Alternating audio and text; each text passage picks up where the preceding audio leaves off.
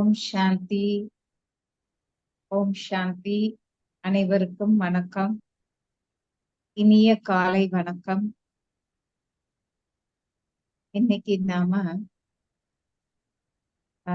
நம்ம வித்யாலயத்தினுடைய மிக மூத்த சகோதரர்களுள் ஒருவரான நிர்வயர் பாய் அவரை பற்றி நாம பார்க்கலாம்.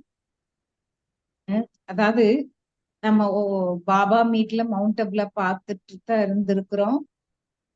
திருமூர்த்திகள் மாதிரி 3 பேரும் பாப் தாதாக்கு முன்னாடி வருவாங்க. பாபா முரளி சொல்லி முடிச்சதுக்கு அப்புறம் 3 பேரு மூர்த்திகள் வருவாங்க. அதுல நிர்வயர் பாய், ரமேஷ் பாய், பிரிஜ்மோகன் பாய் அப்படின்னு 3 பேரும் வருவாங்க. வந்து அப்போ பாப் தாதாவுக்கு அவங்க மலர் செண்டு கொடுப்பாங்க. அப்போ ஏதாவது வித்யாலயத்தை பத்தி அவங்களுடைய டிபார்ட்மெண்ட், இப்போ நிர்வயர் பாய் பாத்தீங்க அப்படின்னா நம்ம வித்யாலயத்துக்கு ஜெனரல் செக்யூர் ஒரு டிபார்ட்மெண்ட்ல அவர் இருந்து சேவை பண்ணியிருக்கிறார். ஜெனரல் செக்ரட்டரியாக இருந்து சேவை பண்ணியிருக்கிறார். ஃபுல் நம்ம வித்யாலயத்திலேயே என்னென்ன அப்படிங்கறதெல்லாம் மேக்சிமம் இவங்க மூலமாகத்தான் இப்ப எல்லாமே உலகத்திலே ஆகட்டும் அல்லது நம்முடைய பரிவாரத்துக்குள்ளரே ஆகட்டும் எல்லாமே தெரிவிக்கப்படும். அப்படி முக்கிய நபர்களுள் ஒருவராக இருந்தவர் தான் நம்ம நிர்வயர் பாய் அப்படின்னு சொல்றோம். அவரு பாத்தீங்கன்னா நம்ம மூத்த தாதிமார்கள் எல்லாத்துக்கும் ரொம்ப ரொம்ப பிடித்தவராக இருந்திருக்கிறார். அவரு 1938 அந்த ஆண்டுல பஞ்சாப்ல அவரு பர்த் எடுத்திருக்காரு. அவருடைய லௌகிக பர்த் இருந்திருக்கு. அப்புறம் அவர் படிப்படியாக எல்லாம் படிச்சு மும்பைல அவருக்கு இந்த நாலேஜ் கிடைச்சிருக்குது. பாத்தீங்கன்னா 1959 இவருக்கு இந்த நாலேஜ் கிடைச்சிருக்கு. அப்ப இவர் என்னன்னா மெயின் நேவியில ஒர்க் பண்ணிருக்கிறார். நேவியில ரேடியோ இன்ஜினியரிங் அதோட எலக்ட்ரானிக் இன்ஜினியரிங்காக இருந்து ஒர்க் பண்ணிருக்கிறாரு நம்ம நிர்வயர் பாய்.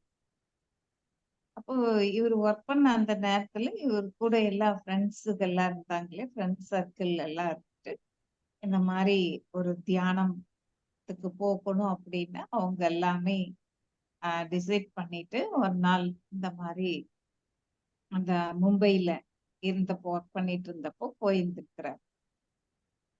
போனப்போ அவங்க போன இடத்துல அங்க சென்டர்ல அவங்களுக்கு அறிமுகம் கொடுத்தாங்க. அந்த சகோதரி அப்படியே பரிசா மாதிரி அவர் கண்ணுக்கு தெரிஞ்சாங்க. அப்புறம் கூப்பிட்டு இந்த மாதிரி ஆன்மீக ஞானம் அப்படின்னு சொல்லிட்டு அவங்களுக்கு கொடுத்தாங்க. ஃபர்ஸ்ட் அவங்க என்னன்னா, பாபா நமக்கு கொடுத்திருக்கூடிய ஞானம் என்ன, நீங்க கண்ணை திறந்துதான் யோகா பண்ணணும், எல்லாரையும் ஆத்மாங்கிறது தான் பார்க்கணும், இந்த பாடம் நமக்கு சொல்லி கொடுத்துருக்காங்க இல்லையா. அவங்க கண்ணை திறந்து பாக்குறப்ப இவருக்கு நாலேஜ் இல்ல, தெரியாது. ஆனா இவர் என்ன பண்ணிருக்காரு, ஒரு 2-3 நிமிஷத்துக்கு கண்ணை திறந்து பார்த்திருக்கிறாரு. ஒன்னும் புரியல, ஒரு கண்ணை மூடிட்டார். ஆனா இவருக்கு கோர்ஸ் எடுக்க வந்த அந்த சகோதரி இருக்கு அப்படியே பாபா பாடம் கொடுத்திருக்காரு இல்லையா, ஆனா ஆத்மா 2 புருவத்துக்கு மத்தியில் இருக்கிறேன், நான் சிறிய ஒளி புள்ளியாக இருக்கிறேன், சைத்தன்ய ஆத்மாவாக இருக்கிறேன், நான் பிரகாசிக்கும் நட்சத்திரமாக இருக்கிறேன்.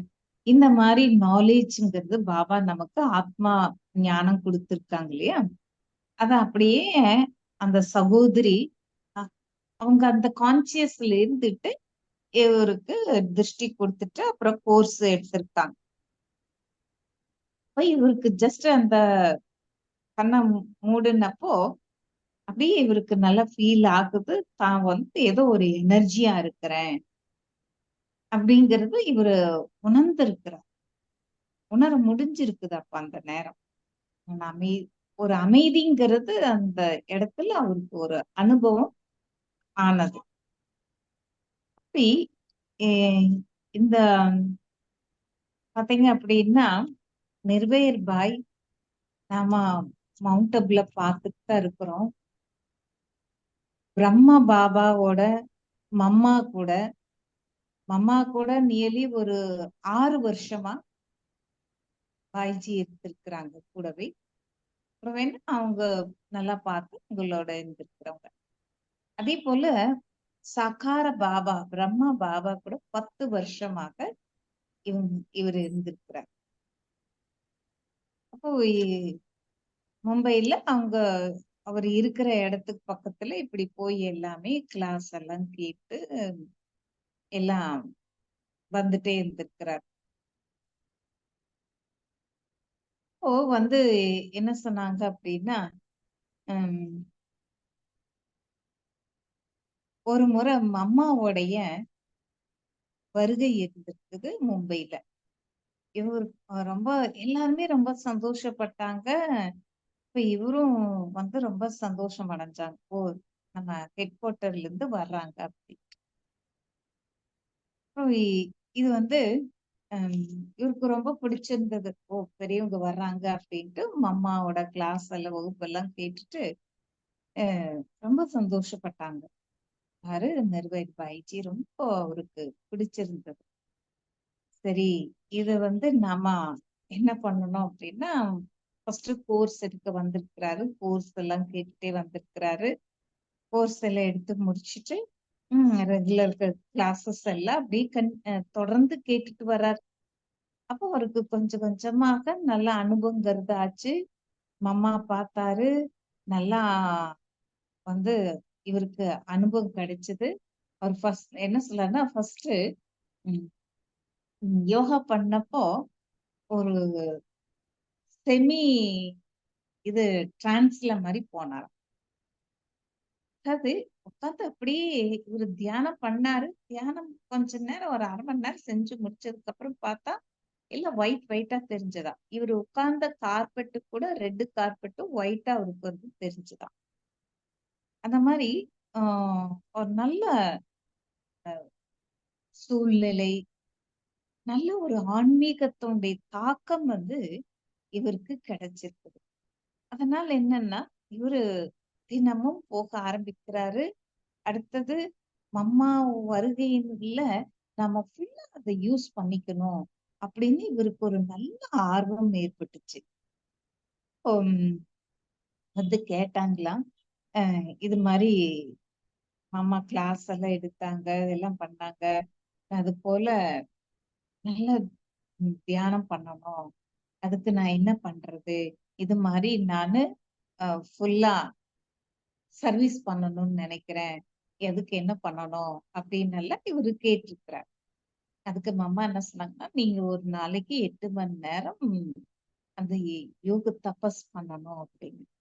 அப்ப அந்த காலத்துல எல்லாம் பாத்தீங்கன்னா, 1959ல எல்லாம் ம் இது இல்ல அமிர்த வேலை அப்படின்னு சொல்லிட்டு அந்த மாரிக்கெல்லாம் டைம் ஃபிக்ஸ் பண்ணல. இப்ப இவங்க காலையில பாத்தீங்கன்னா 6 டூ 12 மணி வரைக்கும் பண்ணாரு. அப்புறம் திருப்பி சாயந்தரம் 4 டு 8 மணி வரைக்கும் எல்லாம் தியானம் பண்ணாங்க, தபஸ் பண்ணாரு. அப்படியே ஒரு நாளைக்கு 8 மணி நேரம் தவம் பண்ணக்கூடிய ஒரு நேரத்தை இவர் கொண்டு வந்து, நல்ல அந்த ஆன்மீகத்தினுடைய தாக்கத்தை இவர் நல்லா ம் அத அனுபவிச்சு அதைய நிறைவேத்தினார். தன்னுடைய தாகத்தை எல்லாமே இவரு முடிச்சிட்டார். அதுக்கு முக்கியமாக அம்மாவுடைய வருகை இவருக்கு ரொம்ப ரொம்ப உதவியாக இருந்திருக்குது. அப்புறம் பாத்தீங்கன்னா இவரு என்னன்னா ஆத்மா பரமாத்மா பத்தி எல்லாமே ரொம்ப நல்லா தெரிஞ்சிட்டு இருந்திருக்கிறாரு. அப்போ நல்லா அந்த காலகட்டத்துல ஆரம்ப காலகட்டத்துல நிறைய ஸ்டூடெண்ட்ஸ் எல்லாம் அங்க மும்பைல கிடையாது. எல்லாம் கொஞ்சம் பேர் ஒரு 40 பேரு இந்த மாதிரிதான் இருந்திருக்காங்க. அதுல 8 பேரு 10 பேரு இவ்வளவுதான் ரெகுலர் ஸ்டூடெண்ட்ஸா வந்துட்டு இருந்திருக்கிறாங்க. இப்ப இவர் என்ன பண்ணுவாருன்னா, உம் பாபா வந்து முரளி எல்லாம் அனுப்புவாங்க இல்லையா, எல்லா இடங்களுக்கு சென்டருக்கு எல்லாம் அனுப்புவாங்க இல்லையா. பிரம்ம பாபா அதிகாலையில எழுந்திருச்சு சிவபாபாவை நினைச்சு அந்த வாக்கியம் முரளிங்கிறது எழுதுவார். அவர் எழுதின முரளி தான் சாக்கார முரளி. அத வந்து என்ன பண்ணுவார் அப்படின்னா எல்லா இடங்களுக்கும் அனுப்புவாங்க. அப்படி என்னன்னா மும்பைக்கு இந்த மாதிரி எல்லா சென்டர் முக்கியமான இடங்கள்ல தான் அப்போ எல்லாம் சென்டர்ஸ் இருந்தது. டெல்லி, பாம்பே, கல்கத்தா அந்த மாதிரி முக்கியமான பெரிய பெரிய சிட்டில தான் இருந்திருக்குது. அப்போ அவர் என்ன பண்ணார்னா கொஞ்சம் கொஞ்சமா சேவையில தன்னை ஈடுபட ஆரம்பிச்சார். டெய்லி என்னன்னா இவரு பாபாவுக்கு லெட்டர் எழுதுவார், தினமும் எழுதுவார். அதாவது இவரு வந்து பாபாவுக்கு ஒரு பக்கம் லெட்டர் எழுதுனா பாபா திரும்ப என்ன பண்ணுவாருன்னா 2 பக்கம் எழுதி அனுப்புவாராம். இவரு 2 பக்கம் லெட்டர் எழுதி அனுப்பிச்சா பாபா 4 பக்கம் எழுதி அனுப்புவார். இவரு 4 பக்கம் லெட்டர் எழுதுனா பாபா 6 பக்கம் எழுது. அந்த மாதிரி 2 பேத்துக்குள்ள அவ்வளோ நல்ல ஒரு ஃப்ரெண்ட்ஷிப்னு சொல்லலாம். நல்ல ஒரு பழக்கம் இருந்தது. இவரு தன்னை பத்தி என்னென்னங்கிறது எல்லாம் டீட்டெயிலா எழுதுவாரு. அப்புறம் ஞானத்துல என்ன வந்துட்டு சந்தேகம் இருக்குதா, இல்ல என்ன விளக்கம் தேவை, எல்லாமே பாபாவுக்கு லெட்டர் எழுதி எழுதி எழுதி அனுப்புவார். தினம் அனுப்புவார். அது போஸ்ட் ஆபீஸ்ல கொண்டு போயிட்டு அனுப்பிச்சு இந்த மாதிரி எல்லா லெட்டர் வாங்குறது வைக்கிறது எல்லாமே பாபாக்கு, சாக்கார பாபாக்கு அப்படி எழுதி அதன் மூலமாக என்னன்னா பாபா கிட்ட இருந்து நல்ல ஞான ரத்தனங்களுடைய பாலனைங்கிறது இவருக்கு கிடைச்சிட்டு வந்ததுனால நல்ல ஆன்மீகத்தினுடைய முயற்சிங்கிறது இவரால செய்ய முடிஞ்சது. அந்த முன்னேற்ற நிலை வந்து இவரால அடைய முடிஞ்சிருக்குது. அப்புறம் பாத்தீங்கன்னா உம் அதாவது பைஜி வந்துட்டு நிர்வேர் பைஜி 1959 தான் இவருக்கு ஞானம் கிடைச்சது. ஞானம் கிடைச்ச ஒரு 6 மாசத்துக்கு அப்புறம் சரி மதுபன் போகலாம் அப்படின்னுட்டு இவருக்கு அழைப்பு வந்தது. இவரும் போகிறார். ஃபர்ஸ்ட் பாபா சந்திக்கிறதுக்காக போகிறார். பாபா சந்திக்கிறப்ப எப்படி இருந்தது அப்படின்னா நல்ல ஒரு பிரேரணை, அதாவது நல்ல ஒரு தூண்டுதல் அப்படிங்கிறது இவருக்கு கிடைச்சது. அப்போ எதிர்காலத்தை பத்தி நான் நிர்ணயிக்கணும், அதாவது தன்னுடைய வாழ்க்கை வந்து எப்படி நான் வாழ்க்கை எதிர்காலத்துல அமைச்சுக்கணும் அப்படின்னு இவருக்கு நிர்ணயிக்கக்கூடிய நேரம் கிடைச்சது. எப்போ பாபா ரூமுக்கு போனார் அப்படின்னா பாபா கதியில உட்கார்ந்து இருந்தாராம். இன்னொரு பக்கம் அம்மா உட்கார்ந்துட்டு இருந்தாங்க. அங்க வந்து உம் பேச்சுக்கே அங்க இடம் இல்லை. ஏன்னா அந்த அளவுக்கு அவங்க ஆழ்ந்த தபஸ்யாவுல இருந்திருக்கிறாங்க. அந்த அமைதி சக்திசாலியான ஒரு திருஷ்டி அப்படிங்கிறது இவருக்கு கொடுத்திருக்கிறாங்க. அப்படி அவங்களுடைய திருஷ்டி என்னாச்சு அப்படின்னா நிர்வேர் பாய்ச்சி சொல்றாரு, என்னை அப்படியே அசரீரியாக மாத்திடுச்சு. அந்த அளவுக்கு ஒரு ஆழ்ந்த ஒரு அமைதி, அந்த அமைதிங்கிறத வந்துட்டு அனுபவங்கிறது ஆச்சு. அப்ப என்னன்னா நான் அந்த உலகத்திலிருந்து எங்கேயோ வெகு தூரம் போயிட்டேன் அப்படிங்கிறது எனக்கு நல்லா என்னால அனுபவம் பண்ண முடிஞ்சது. அப்போ ஸ்தூலமா பாபாவுடைய அந்த வாயிலிருந்து அமைதிக்கான அந்த அந்த எண்ணங்கள், அந்த அதிர்வலைகள் எல்லாமே எனக்கு நல்லா அனுபவம் கிடைச்சது. ரொம்ப தெளிவாக நான் அதை அனுபவம் பண்ணேன். அந்த ஒரு பவர்ஃபுல்லான அனுபவம், அந்த சக்தி நிறைஞ்ச அனுபவங்கிறது என்னாச்சுன்னா உலகிலான மற்ற அனுபவங்கள்ல இருந்து ஒரு தனிப்பட்டதாக இருந்திருக்குது. அப்படி ஒரு 6-7 நிமிஷத்துக்கு அப்புறம்தான் என்னாச்சு அப்படின்னா பாபா வந்து அப்படி பேச ஆரம்பிக்கிறாரு. எப்படி எல்லாம் வந்தீங்க என்னன்னு பாபா வந்துட்டு சமாச்சாரம் இந்த குழந்தை பத்தி எல்லாம் விசாரிக்கிறாரு. ஏன்னா கண்ணு முன்னாடி பாபா பார்த்தாரு இல்லையா, அதனால பாபா வந்துட்டு அப்படி பேசுறாரு. அப்போ சொன்னாங்களாம், நிறைவேறு பாஜி சொல்றாரு, பாபா இந்த மாதிரி நான் இந்த ஒர்க் பண்ணிட்டு இருக்கேன் இல்லையா, இதுல இருந்து நான் ஃப்ரீ பண்ணிட்டு முழு நேர சேவைக்காக என்னை அர்ப்பணிக்க நான் தயாராகி இருக்கிறேன் அப்படின்னு சொன்னாங்களாம். பாபா வந்துட்டு சரி அப்படின்னு என்ன பண்ணாரு, அந்த குழந்தைய அரவணைச்சு தன் மடியில உட்கார வச்சுட்டாங்க. அப்ப இவருக்கு அவ்வளோ ஒரு ஆனந்தம், அவ்வளோ ஒரு பேரானந்தமாக இருந்திருக்குது. இப்போ பாத்தீங்க அப்படின்னா பாபா சந்திச்சதுல அவ்வளோ எல்லையில்லாத ஒரு குஷி, ஒரு சுகம், ஒரு ஆனந்தம் அப்படி கிடைச்சது. அப்படி ஹம், உண்மையில பாபா என்ன சொல்லுவாரு அப்படிங்கறதத்தான் அவரு பார்த்துட்டு இருந்தாராம். உம் ஏன்னா அப்ப எல்லாம் பாத்தீங்க அப்படின்னா உம் 1959 அந்த ரேஞ்சில ரெக்கார்டிங் பண்றக்கோ அந்த மாதிரி ஒரு டேப் வசதி இது மாதிரி எதுவும் இருந்தது இல்ல. உம் அப்போ என்ன பண்ணுவாங்கன்னா பாபா வந்துட்டு என்ன பண்ணுவாரு, தினமும் ரொம்ப ஒரு சக்திசாலியான திருஷ்டிங்கிறது எல்லாத்துக்குமே கொடுப்பார். அப்ப அந்த செகண்ட்ல அவருடைய அந்த திருஷ்டி பட்டதும் எல்லாத்துக்கும் அந்த ஆனந்தம், அந்த நஷா ரொம்ப ஜாஸ்தி ஆயிடும். அந்த மாதிரி ஒவ்வொரு நேரமும் பாபா பாபான்னு பாபா கூட இருந்ததுனால நிறைவேறி பாஜி சொல்றாரு, குஷியில நான் அப்படி டான்ஸ் ஆடினேன், அவ்வளவு சந்தோஷம் எனக்கு இருந்தது. அப்படி பாபா என்ன பண்ணுவாருன்னா ஹம், குழந்தைகளுக்கு ரொம்ப கவனமா அக்கறையா அந்த போஜனம் எல்லாம் பரிமாறுவாரு. அப்புறம் பிக்னிக் எல்லாம் கூட்டிட்டு போவாரு. உம் உம். அப்பப்ப என்ன பண்ணுவாருன்னா குழந்தைகளோட பாபா பேட்மிண்டன் எல்லாம் விளையாடுவாராம். உம். இப்ப பாபா சொன்னாரா, ஈஸ்வரிய வாழ்க்கைங்கிறது வந்துட்டு நீங்க உங்களுக்கு இப்ப கிடைச்சிருக்குது. அது உங்களுக்கு பரமாத்மா கொடுத்திருக்கக்கூடிய ஒரு மிகப்பெரிய பரிசு.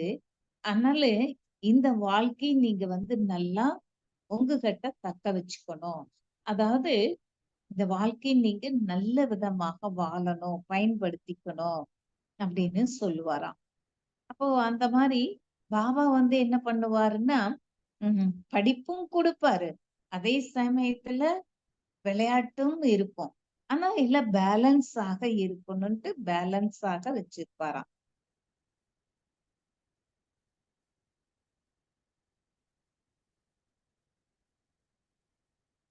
அப்போ அந்த காலத்துல எல்லாம் இரவு வகுப்பு அப்படின்னு சொல்லிட்டு நடக்கும்.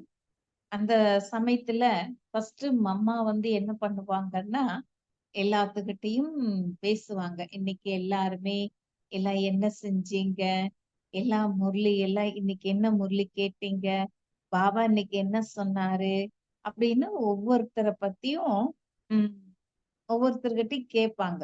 அதாவது ஒரு ஆன்மீகமான சமாச்சாரமாக மம்மா வந்து ஃபர்ஸ்ட் கேட்பாங்க. இன்னைக்கு யாராவது ஏதாவது தப்பு பண்ணீங்களா, பாபா கரெக்டா நினைச்சீங்களா, யாராவது இந்த மாதிரி சாதாரணமா எப்படி அந்த அப்பா அம்மா குழந்தைகிட்ட எல்லாம் பேசுவாங்க இல்லையா, அது மாதிரிக்கு மம்மா வந்துட்டு அந்த குழந்தைகிட்ட அப்படி உரையாடல் பண்ணுவாங்களாம். அப்படி ஒரு 10 நிமிஷம் கேட்டதுக்கு அப்புறம் பாபா வருவாரு. பாபா வந்துட்டு குழந்தைகிட்ட அப்படியே ஒரு சிட் சாட் மாதிரி உரையாடல் மாதிரி செய்வார். உரையாடல் செய்து அப்படியே அந்த குழந்தைகளுக்காக வேண்டி ஜஸ்ட் ஒரு 10 நிமிஷம் என்ன பண்ணுவாருன்னா பாபா வந்து அந்த குழந்தைகளோடு பேசுவாரு. குழந்தைகளுக்கு அந்த முரளிங்கிறது சுருக்கமாக சொல்லுவாங்க. அடுத்தது சமயத்துல வந்துட்டு எனக்கு பாபாவுடைய உதவிங்கிறது கிடைச்சதுனால எவ்வளவு ஒரு எனக்கு உதவிகரமாக இருந்தது அப்படிங்கிறதையும் நிர்வேல் பாய்ஜி சொல்றாரு. பாபா மும்பைக்கு வர வேண்டியதாக இருந்தது. அப்போ ஆஹ் அந்த நேரத்துல பார்த்தோம் அப்படின்னா உம்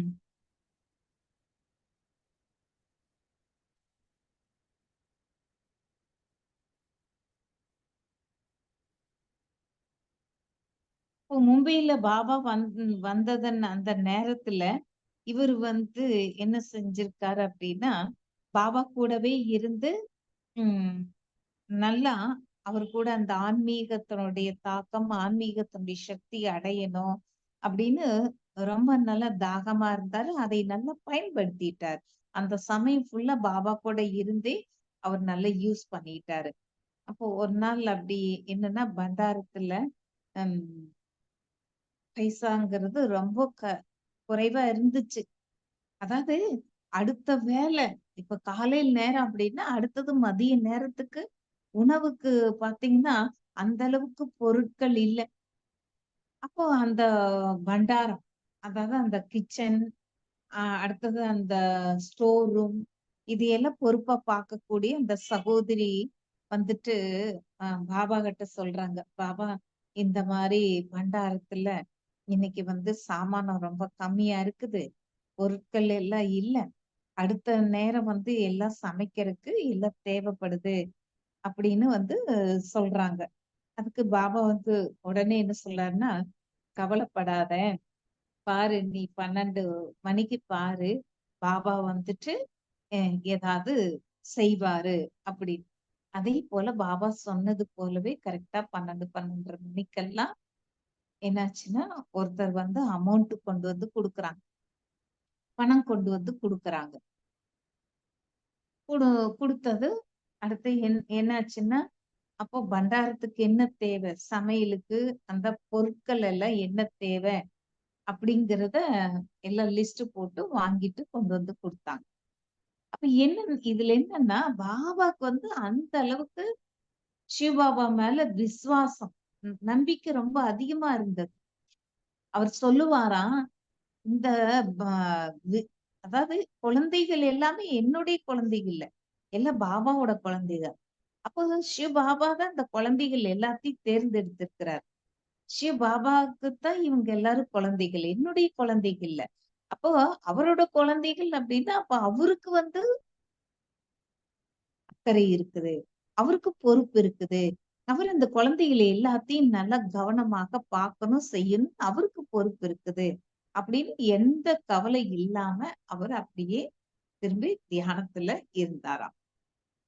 அது மாதிரி பாபாக்கு பாத்தீங்க அப்படின்னா, அதுவும் என்ன சொல்றாங்கன்னா, ஏதோ பந்தனத்தில் இருக்கக்கூடிய ஒரு ஆத்மா, ஒரு மாதாஜி, அவ பாபாக்கு செய்யணும் கொடுக்கணுங்கிற அந்த எண்ணம் இருந்ததாம். அந்த நேரத்துல பாபா கிட்ட வந்து அந்த அமௌண்ட் கொடுத்தாங்களாம்.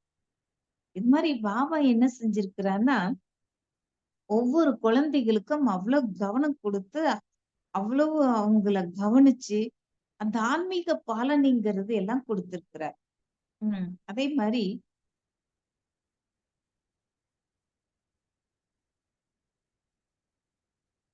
ஒரு சமயத்துல அந்த பந்தனத்துல உள்ள ஆத்மா பாபா சேவைக்கு வந்து உதவி செஞ்சதுனால பாபா திருப்பி என்ன பண்ணார்னா, அந்த குழந்தைக்கு டெய்லி போன் பண்ணி பாபா என்ன சொல்லி இருக்கிறாரு அப்படின்னு அந்த பாபா முரளி பத்தி கிட்டத்தட்ட ஒரு 45 நிமிஷம் அவங்களுக்கு அந்த முரளி சொல்லுவாராம். அப்படி பாபா முரளி சொல்லும் பொழுது இவங்க எல்லாருமே பக்கத்திலே உட்கார்ந்து அந்த முரளி கேட்டுக்குவாங்க. அப்படி பிரம்ம பாபா என்ன பண்ணியிருக்காரு அப்படின்னா, எல்லாத்தையும் ஸ்தூல பாலனைங்கிறது இல்ல, ஆன்மீக பாலனைங்கிறது செய்திருக்கிறார். அதாவது இப்போ நமக்கு யாராவது பொதுவாக செய்யறாங்க, நமக்குன்னு இல்ல, பாபா வீட்டுக்கு யாராவது வந்து உதவி செய்யறாங்க அப்படின்னா, அப்ப நம்ம என்ன பண்ணுவோம், நமக்கு ஒரு எண்ணம் இருக்கு இல்லையா, பாரு பாபாக்கு வந்து இவங்க ஹெல்ப் பண்ணிருக்காங்க, பாபா வீட்டுக்கு வந்து இவங்க இவ்வளவு உதவி செஞ்சிருக்காங்க, தக்க சமயத்துல அந்த நேரத்துக்கு வந்து உதவி செஞ்சிருக்கிறாங்க இல்லையா, அந்த நேரத்துக்கு வந்து உதவி செஞ்சவங்களுக்கு எவ்வளவு ஆசீர்வாதம் கிடைக்கலையா, மனசார வாழ்த்து சொல்லுவாங்க இல்லையா. அந்த மாதிரிக்கு பகவானுடைய காரியத்துக்கு தக்க சமயத்துல வந்து அவரோட குழந்தைகளுக்கு அவங்க பந்தனத்துல உள்ள ஆத்மா அந்த மாதா அந்த உதவி செஞ்சதுனால என்ன ஆச்சுன்னு பாத்தீங்கன்னா, பாபா ஒவ்வொரு தினமும் அந்த குழந்தைக்காக 45 நிமிஷம் முரளி சொல்லுவாங்களாம். பாபா பத்தி அவ்வளோ மகிமை சொல்லுவாரு. பாபா எப்படி இருக்காரு, நம்ம என்ன பண்ணணும் அப்படின்னு பாபா பத்தி அவ்வளோ அங்க மனசுல இன்னும் ஸ்ட்ராங் பண்ணி வைப்பாரு. அடுத்தது அந்த ஆத்மா அந்த முரளி கேட்க கேட்க கேட்க என்ன ஆகுது அப்படின்னா அவ்வளோ பூரிப்படைஞ்சிருக்கு. அப்ப பாபா நினைவுல அவ்வளவு அவங்க மூழ்கிடுறாங்க. அவங்களுடைய பந்தனங்கிறதோ, அவங்களுடைய துக்கங்கிறதோ, அவங்களுடைய கவலையோ, வேதனையோ இது எல்லாத்தையும் இந்த ஆத்மா மறந்தே போயிடும். அந்த மாதிரிக்கு பாபா அவ்வளவு ஒரு ஆன்மீக பாலனைங்கிறது கொடுத்து அந்த ஆத்மாக்களுக்கு அவ்வளவு உதவி செஞ்சிருக்கிறாரு. உம் இப்போ பாத்தீங்கன்னா பாபா ஞான தானம்ங்கிறது நமக்கு செய்யறதுக்கு சொல்லி கொடுப்பாராம். அதாவது நிர்வயர் பாய் அவருடைய அனுபவத்துல சொன்னாரு. இப்படி வந்து ஒரு முறை சேவை பண்ண போறப்போ ஒரு லட்சியம் வச்சிருந்தாராம். என்னன்னா சேவை பண்ணாம சாப்பிடக்கூடாது அப்படின்னு. அப்படி ஒரு நாள் என்ன ஆச்சுன்னா ஒரு ஃப்ரெஷ் ஆகி ரெடி ஆயிட்டு வெளியில போகிறார். சரி நாம யாருக்காவது நாலேஜ் கொடுக்கணும், பாபாவோட அறிமுகத்தை நான் கொடுத்துட்டு வரணும் அப்படின்னு சொல்லிட்டு என்ன பண்ணுவாராம். ஒரு முறை திருமூர்த்தி பத்தி சொல்லலாம் அப்படின்னு அது மாதிரி சம்பந்தமா ஒரு படம் அந்த மாதிரி வச்சிருந்திருக்கிறார். இவர் என்ன பண்ணான்னா அந்த அன்னைக்கு ரொம்ப சீக்கிரமா திருமூர்த்தி பத்தி அப்படியே மேலோட்டமா அப்படியே சொல்லிட்டு போயிட்டார். போய் இவர் வந்து பார்க்ல போய் அந்த நாலேஜ் கொடுத்திருக்காரு. இவர் யாருக்கு சொன்னார்னா ஒரு கிறிஸ்டியன் சிஸ்டர். போய் இவர் சொன்னது வந்து புரியல. இவர் என்னமோ சொல்றாரு அப்படின்ட்டு அப்புறம் அவங்க போயிட்டாங்க. அடுத்தது இவருக்கு புரியலையா, அப்புறம் பாபா கிட்ட போய் சொல்றாரு. பாபா இந்த மாதிரி நான் பார்க்குக்கு போனேன். பாபாவோட ஞானத்தை கொடுத்தேன். திருமூர்த்தி பத்தி நான் இப்படி சொன்னேன். அது எனக்கு அவ்வளவு புரிய வரல அப்படின்னு சொன்னார் நிர்வேத் பாயிஜி. அதுக்கப்புறம் பாபா வந்துட்டு அத தெளிவா சொல்லி தர்றார். ஞானம் இதுதான். திருமூர்த்தி பத்தி பிரம்மா விஷ்ணு சங்கர் இங்க 3 பேரு யாரு, பிரம்மா யாரு, அடுத்து விஷ்ணு யாரு, சங்கர் யாரு.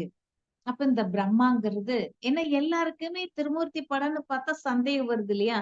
பிரம்மா மட்டும் மனுஷனா காமிச்சிருக்கிறாங்க. அப்ப அந்த படத்தை பார்த்தா யாருக்காட்டும் சந்தேகம் வரத்தான் செய்யும். அப்போ பாபா புரிய வைக்கிறார். இந்த பிரம்மாங்கிறது யார் அப்படின்னா இவர்தான் இறைவனுடைய வருகை, பகவானுடைய ஒரு ஆதாரமாக வந்திருக்கக்கூடிய இந்த உலகத்துக்கு வந்திருக்கக்கூடிய ஆதாரமாக இருக்கக்கூடியவரு அப்படின்னு சொல்லி எல்லாம் தெளிவா எடுத்து சொல்றாரு.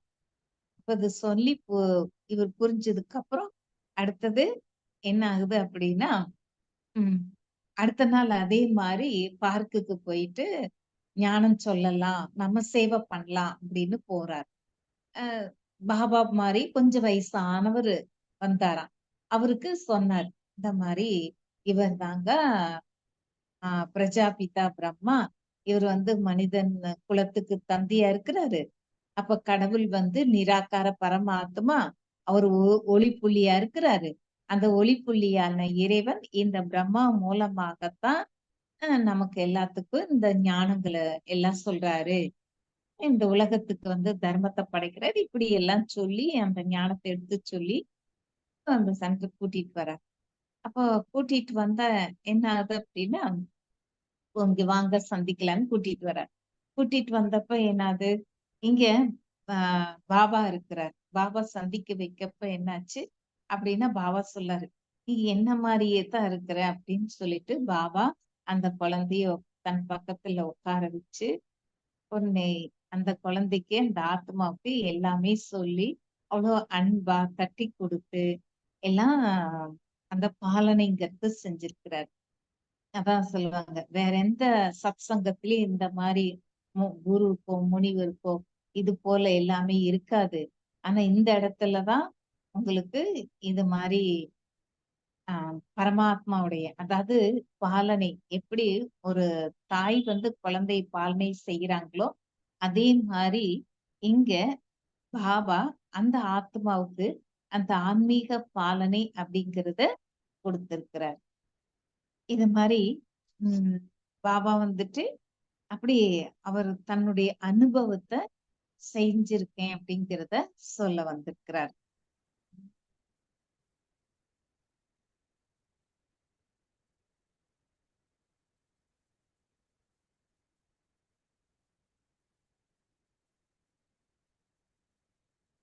இது மாதிரி ஆஹ் பாய்ஜி பாத்தீங்க அப்படின்னா சாதாரணமா உலகத்தில் இருக்கக்கூடிய குருமார்கள் அவங்க செய்யறதுக்கும் இங்க வந்துட்டு நமக்கு அஹ், பாபா அதாவது சிஎம் பரமாத்மாவே இங்க நமக்கு வந்து எவ்வளவு பாலனை கொடுக்கறாரு அப்படிங்கிறத நல்லா அனுபவங்கிறது செய்ய முடிஞ்சது அப்படிங்கிறத சொல்ல வந்திருக்கார். உம் அப்ப அப்ப அவர் சொல்றாரு, 1963 நான் என்னுடைய வேலையை முழுசுமாக விட்டுட்டு முழுமையா பாபாவுக்கு நான் அர்ப்பணம் ஆனேன். அர்ப்பணம் ஆனதுக்கு அப்புறம் பாத்தீங்க அப்படின்னா உம் எல்லாருக்கும் நான் 8 மணி நேரம் உங்களுக்கு ஃபுல் அண்ட் ஃபுல்லா இந்த சேவைங்கிறத நான் ஈடுபட்டு சேவை செஞ்சிருக்கிறேன். அப்புறம் பாபா வந்துட்டு எவ்வளவு விசேஷமாக எனக்கு யுக்தி எல்லாம் சொல்லி கொடுத்திருக்கிறாரு. அதையெல்லாம் நான் அன்போடு கேட்டு அப்ப பாபா சொல்றது எல்லாத்தையும் நான் வந்து அவ்வளவு எனக்குள்ள வாங்கிட்டு நான் பாபாவோட சேவையில நான் முழுமையாக என்னை ஈடுபடுத்தி இருக்கிறேன் அப்படிங்கிறத நிர்வயர் பாய்ஜி தன்னுடைய அனுபவத்துல வந்து சொல்லியிருக்கிறார். இதே நாம பார்க்க போனோம்னா எக்கத்துல ஆஹ் இவர் நிர்வயர் பாய்ஜி பாத்தீங்க அப்படின்னா நம்ம குளோபல் ஹாஸ்பிட்டல்ல வந்துட்டு மேனேஜிங் ட்ரஸ்டியாக இருக்கிறாரு. நம்ம எக்கத்துல வந்து ஜெனரல் செக்ரட்டரியாக இருந்து சேவை பண்ணியிருக்கிறார். அப்போ எவ்வளவோ ம், உள்நாட்டுல உள்நாட்டு மீன்ஸ் நம்ம பாரத தேசத்துல அடுத்தது அயல் நாட்டுல மத்த எல்லா நாட்டுகளுக்கும் போயிட்டு இந்த ஆன்மீக சேவைய செய்துட்டு வந்திருக்கிறாரு. இப்போ இவருடைய தோற்றங்கிறது பார்த்தோம்னா பாபா போலவே நல்ல கம்பீரமாக இருந்தது. நல்ல ஈஸியா பழகக்கூடிய ஒரு நேச்சர் இவர்கிட்ட இருந்தது. எல்லாருமே பாத்தீங்கன்னா சின்ன சின்ன சின்னவங்க எல்லாமே பாய்ஸ் அப்ப வந்து ரொம்ப பிரியமா அங்கிள் அங்கிள்னு சொல்லுவாங்க. அந்த அளவுக்கு நல்ல ஒரு ராயல் சோல், நல்ல கம்பீரமாக இருந்தவரு. நம்ம தாதிமார்கள் எல்லாம் மூத்த தாதிமார்கள் எல்லாருக்குமே ரொம்ப ரொம்ப பாய்ஜின்னு ரொம்ப பிடிக்கும். ஓ அந்த அளவுக்கு ரொம்ப நல்ல க்ளோஸா ஞான யோகத்துல இன்னும் நல்ல பக்குவம் அடைஞ்சவராக இருந்திருக்கிறாரு நம்ம நிர்வய பாய் சார். பாத்தீங்கன்னா நம்ம பாபா மிலன்ல எல்லாமே ஃபர்ஸ்ட் பாபா வர்ற அந்த அன்னைக்கு பாத்தீங்க அப்படின்னா நமக்கு கிளாஸஸ் இருக்கும். தாதிங்கள் கிளாஸ் எடுப்பாங்க. ஃபர்ஸ்ட் ஒரு கிளாஸ் எடுப்பாங்க. அப்புறம் பாய் சாப்னுடைய கிளாஸ் இருக்கும். ரொம்ப சிம்பிளா தான் இருக்கும் பாய் சாப்னுடைய கிளாஸ். மெஜாரிட்டி அவரும் அந்த அமைதி பத்தின அந்த கிளாஸஸ் எல்லாமே எடுப்பாரு. ரொம்ப சிம்பிளாவும் இருக்கும். ஆனா அதே சமயத்துல ரொம்ப ஆழமான கருத்துக்கள் அவருடைய வகுப்புல எல்லாமே இருக்கும். அத நிறைய நீங்களும் எல்லாம் கேட்டிருப்பீங்க. வாய்ஸ் ஆஃப் வந்து பாத்தீங்கன்னா எக்கத்துல எத்தனை தடங்கள் வந்திருக்குது. அந்த ஒவ்வொரு தடங்களையும் எல்லாத்தையும் தாண்டி நம்ம வித்யாலயத்துக்கே ஒரு என்ன சொல்லலாம் பேக் போன் முதுகெலும்பாக இருந்திருக்கிறார். அப்படி இந்த மும்மூர்த்திகள்ல பாத்தீங்க அப்படின்னா நல்ல ஒரு பில்லர் தூண்கள் மாதிரி இருந்து இந்த யஜ்யத்துல சேவை பண்ணியிருக்காங்க. அவ சொல்லுவாங்க இல்லையா ததிச்சி ரிஷி முனி போல நீங்க யஜ்யத்துக்கு சேவை செய்யணும்னு. அந்த மாதிரிக்கு தன்னுடைய எலும்புகளையும் கொடுத்து சேவை பண்ணக்கூடிய அளவுக்கு சேவை செஞ்சிருக்கிறார். தன்னுடைய உடலால மனதால பொருளால எல்லாம் இருந்து சேவை பண்ணியிருக்கிறார். அப்படி வாய்ஸ் ஆஃப்னுடைய ஒவ்வொரு தியாகம் அடுத்தது அவருடைய தவம் அவருடைய சேவை அப்படிங்கிறது நம்ம என்னைக்கும் மறக்கவே முடியாது. அந்த அளவுக்கு இப்போ ரீசெண்டா கூட பாத்தீங்கன்னா, போன வருஷம் நாங்க மதுபன் போயிருந்தோம். அப்போ அவருக்கு உடல்நிலை சரியில்லாம தான் இருந்தது. ஒரு 3, 4 வருஷமாக அவருக்கு வந்து கொஞ்சம் 3, 4 வருஷம், ஒரு 2, 3 வருஷமாக ரொம்ப உடல்நிலை சரியில்லாம இருந்தது. அப்படி இருந்தா கூட என்ன பண்ணுவாரு, வீல் சேர்ல வந்து உட்கார்ந்து எல்லாத்தையும் சந்திப்பாரு. இல்லையா பெரியவங்க அப்படின்னு பாக்குறப்போ, ஆ அது இருந்தா தான் பெரியவங்கன்னு வீட்ல இருந்தா தானே ஒரு அழகு இருக்கும். எப்படி குழந்தைக வீட்ல இருந்தா தான் குழந்தைக இருந்தா கலகலன்னு இருக்குன்னு சொல்லுவாங்க. அது மாரி பெரியவங்கன்னு வீட்ல இருந்தாத்தே அதுக்கு ஒரு மதிப்பு இருக்கும். குடும்பத்துக்கு ஒரு மரியாதை இருக்கும். ஒரு அரவணைப்பு இருக்கும். ஒரு பாதுகாப்புங்கிறது இருக்கும்.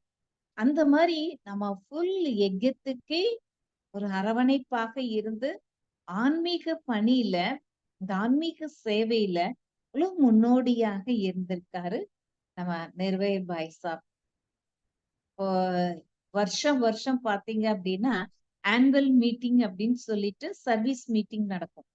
அதுக்கெல்லாம் நான் போயிருக்கேன். அதுல பார்த்தீங்க அப்படின்னா, ஃபர்ஸ்ட் இவரு அந்த மீட்டிங்ல ஃபர்ஸ்ட் பிரசன்ட் ஆயிடுவார். அடுத்தது எந்த ஒரு மீட்டிங் ஆகட்டும், எந்த ஒரு சேவையில ஆகட்டும், அதுல ஃபர்ஸ்ட் பாய் சாப்னுடைய ஒரு பிரசன்ஸ், அவருடைய வருகைங்கிறது முதல்ல இருக்கும். அந்த மாரி ஒவ்வொன்லயும் ஞான யோகத்துல ஒவ்வொன்லயும் தாரணையிலே ஆகட்டும், நல்ல ஒரு பேச்சு திறமை இருக்குது பாய் சாப் கிட்ட. எல்லாத்தையும் அன்பால, தன்னுடைய இனிய சொற்களால எல்லாத்தையுமே ஒரு கவர்ச்சி செய்யக்கூடிய அன்பு சகோதரராக நம்ம பாய் சாப் இருந்திருக்காரு. சோ அந்த பாய் சாப்னுடைய ஆத்மா, நல்ல ஆத்மா எக்கத்துல அவ்வளோ ரொம்ப காலமாக இருந்து சேவை பண்ணியிருக்காங்க. சோ அந்த ஆத்மாக்காக வேண்டி நாம எல்லாருமே ஒரு 5 நிமிஷம், 5 நிமிஷமா 10 நிமிஷமா உங்களுக்கு எவ்வளவு முடியுமோ இருந்து அவங்களுக்காக நாம சாந்தி தானம் கொடுக்கலாம். ஆத்மா சாந்தியா தான் இருக்குது. இருந்தாலும் நாம அந்த ஆத்மாக்காக வேண்டி ஞான அஞ்சலி அப்படிங்கிறது கொடுப்போம். யோக தானம்ங்கிறது கொடுப்போம். ஏன்னா நிச்சயம் அந்த ஆத்மா அடுத்து அட்வான்ஸ் பார்ட்டிக்கு போயிருந்தாலும் அடுத்து இன்னும் இந்த சேவையில தான் இருக்கும். அஹ் அந்த நம்மளோட தான் இருக்கிறாங்க. அடுத்தது அந்த சூக்ஷ்ம வத்தனத்துல பாப் தாதாவோட சேர்ந்து அந்த ஆத்மா இனி நமக்கு எல்லாருக்குமே நல்ல பிரேரணை அப்படிங்கிறது கொடுப்பாங்க. நம்ம கூடவே இருப்பாங்க. இன்னும் நமக்கு நல்லா அந்த ஊக்கம், உற்சாகம் அப்படிங்கிறது கொடுப்பாங்க. அதுல எந்த சந்தேகம் இல்ல. இனி ஒண்ணு பாத்தீங்க அப்படின்னா, இந்த 2024 தான் நாம அதிகபட்சமாக முயற்சி செய்யக்கூடிய ஒரு டைமாக இருக்குது. இந்த நேரத்தை நாம மிக நல்ல விதத்துல பயன்படுத்திக்கணும். நம்ம ஆத்மாவை சம்பூர்ண சம்பன்ன நிலைக்கு கொண்டு வர்றதுக்காக ரொம்ப நல்ல இந்த நேரத்தை பயன்படுத்திக்கணும். ஏன்னா இப்ப இந்த காலகட்டத்துல, இந்த குறுகிய காலகட்டத்துல நம்மளோட இருந்தவங்க எல்லாம் மிக முக்கியமானவங்க எல்லாருமே நம்மகிட்ட இருந்து விடை பெற்று போயிட்டாங்க. இப்ப பாருங்க, கடந்த 3-4 நாளைக்கு முன்னாடி மதுபன்ல இருக்கக்கூடிய நம்ம டாக்டர் பிரேம் அசாந்துக்கு கூட சரீரம் விட்டார். இப்ப நேத்து இரவு நம்ம பாய் சாப்பும் சரீரம் விட்டாங்க இல்லைங்களா? அப்போ கொரோனா பீரியட்ல நம்ம ஜானகி தாதி சரீரம் விட்டாங்க. அதுக்கப்புறம் பாத்தீங்கன்னா குல்ஜா தாதி சரீரம் விட்டாங்க. முன்னாடி நம்ம படி தாதி சரீரம் விட்டாங்க. இப்ப நம்ம எல்லாத்துக்குமே பாத்தீங்கன்னா நம்ம வித்தியாலயத்துக்கே ஒரே ஒரு தாதி இருக்காங்க. கண்ணுக்கு கண்ணாக ஒரே ஒரு தாதி தான் இருக்காங்க. நம்ம ரத்தன் மோகினி தாதி. அந்த தாதிமா நல்லா இருக்கணும். இன்னும் நல்லா அவங்க ஆரோக்கியமாக இருக்கணும். நம்ம இந்த மிகப்பெரிய வித்தியாலயத்துக்கு அந்த ஒரு தாதி 14 ஆண்டுகள் தவம் செஞ்ச அந்த தாதி ரொம்ப இனி நல்லா இருக்கணும். இனி நல்ல ஆரோக்கியமாக இருக்கணும். நமக்கு எல்லாருக்கும் அவங்க கூடவே இருக்கணும். உற்ற துணையாக இருக்கணும் அப்படின்னு நாம அவங்களுக்கு அந்த தியானம் பண்ணுவோம். நல்ல சுப சங்கல்பம் கொடுப்போம். அடுத்தது நம்ம பாய் சாப்பும் கூட பாத்தீங்க அப்படின்னா தாதிமார்களுக்கு எல்லாத்துக்குமே ரொம்ப நல்ல சகோதரர். அடுத்தது நம்ம எல்லாருக்குமே கூட நல்ல ஒரு ஃப்ரெண்டுங்கிறதுன்னு சொல்றதை விட நம்ம எல்லாத்துக்கும் நல்ல மூத்த சகோதரராக இருந்திருக்கிறாரு. அந்த சகோதர ஆத்மாக்கு நம்ம நல்ல அந்த சாந்திங்கிற அந்த வைப்ரேஷன்ஸ நம்ம கொடுப்போம். அந்த எண்ண அதிர்வுகளை நம்ம அந்த ஆத்மாவுக்காக அனுப்புவோம்.